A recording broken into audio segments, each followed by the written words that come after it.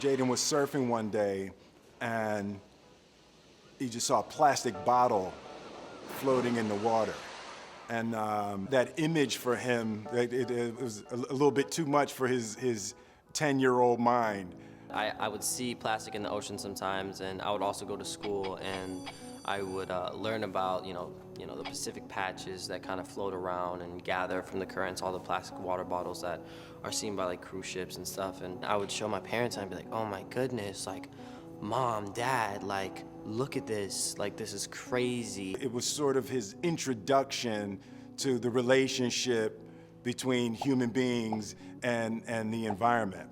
How is this possible? How do people let this happen? I really feel something inside of me, like I want to be a part of the solution. I want to do something about this. Jaden got really inspired and he goes home and he starts doing all of this research. He's getting really inspired. He comes running in one day and he's like, Dad, you know that there's an entire island of plastic bottles out in the middle of the ocean.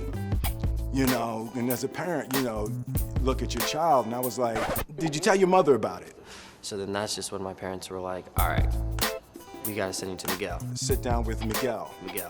Miguel is the family's manager. I sort of refer to him as the Panama Canal of the Smith family. Every idea runs through him. Jaden in school was learning about the planet.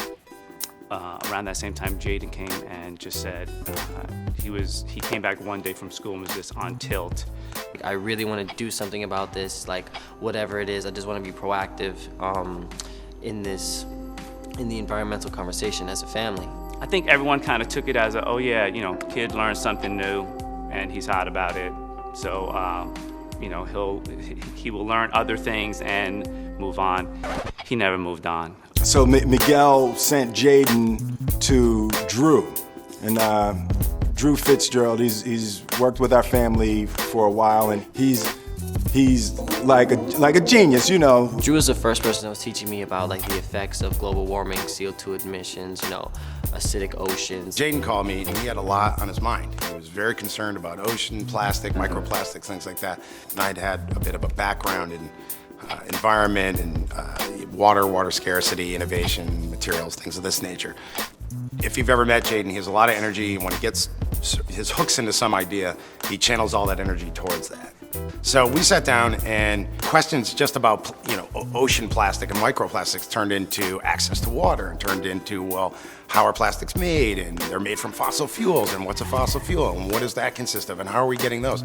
So something that went from, hey, I was surfing one day and I'm very upset at marine life being upset with bottles, turned into a whole course of study and exploration around energy, food, water. It was really fun. We just went off and started any question he had, we just went and looked for the answer. Why aren't people doing this more? Or why are businesses maybe not acting in the best interest of the environment, or perhaps people who live in it? And I said, well, there's a lot of economics behind the way businesses are run. And if you were gonna create a business from the ground up today, let's do that as an exercise and think about what that would look like, both from the environmental standpoint to how you create jobs, where's a good place to do that, what does that mean to people, and all of the top to bottom questions that you would ask if you wanted to create a company the right way, the way you'd like to see other companies behave. So we created Just. It kind of leads itself to justice and trying to be responsible and do what's best for the environment and for the people around us, It's more about a movement, and it's more about an idea of conscious consumption, to be able to create companies that treat people well. We're starting here with water, but Just Water is just one of our things that we're doing. Just is the brand.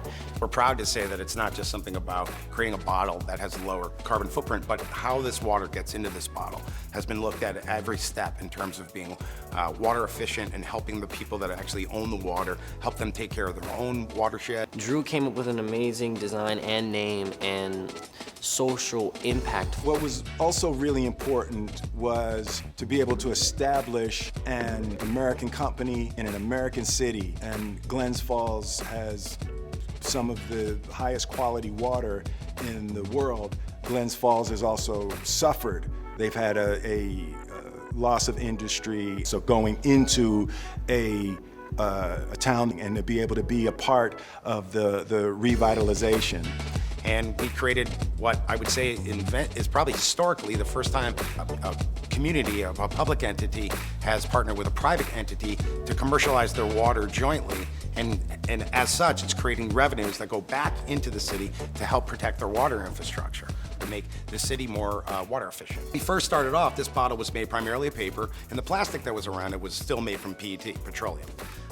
So this was 52% made of paper, which is a renewable resource. Renewable resources are resources that come back and don't take years and years and years and years and years to replenish itself like petroleum. Very, very soon we started to push and say, well, how else can you make plastic? The biggest feat that we have for me is when we switched the cap and shoulders to being plant-based plastic, and we use a sugar cane that's actually from Brazil to make this, and they squeeze the alcohol and the sugar out of the sugar cane, and then they turn into plastic, and then they use the remains as fuel. The combination of this with paper and this from sugar cane brings us up to 82% renewable resources. The bottle is actually up to 74% carbon emission decrease in its entire life cycle. And it's just amazing to be a part of launching a company that is born of a child's concern for the ocean.